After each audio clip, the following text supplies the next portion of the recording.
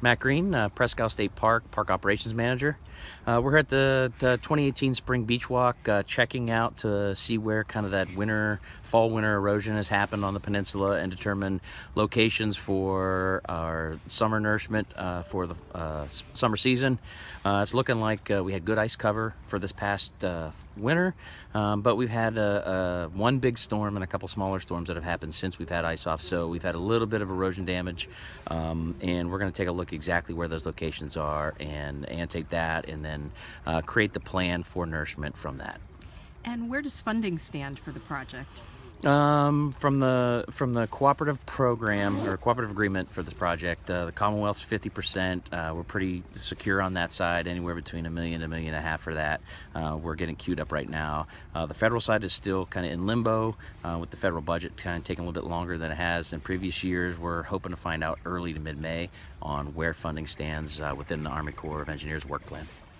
And you mentioned that the ice helped protect the beaches some this winter, but what effect is the higher lake level having on the beaches? Yeah, ice in the winter, if we get ice early and keep ice long, it's a good protection for the peninsula. But we're about 2.5 feet above the kind of average pool level for Lake Erie, and that high water level definitely has enhanced erosional effect on the peninsula. As the water climbs higher onto the beach, the wind-driven waves actually can reach further up onto the peninsula and grab sand from the dunes and kind of back beach area a lot easier then.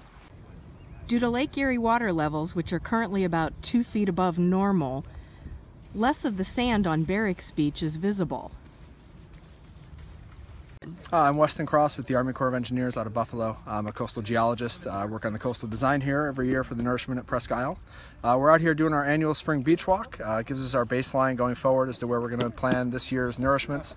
Really lets us know what's going on after the long cold winter we've had. It's nice to get out here and start to think of summer. So far we're seeing just typical conditions, the usual heavy erosion at Beach 5, exposing the seawall that we always see. Hopefully things as we go forward continue to kind of look as we expect them.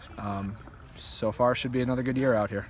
And what will you do with the data that you collect today? So we'll go back, we collect detailed photos, a lot of notes. I then go through, figure out where the erosion needs to be repaired, go through our project funding and kind of do a balance of where we need to put sand, where we need to remove sand from tombolos that have formed, just to ensure continuity of the sediment transport out here.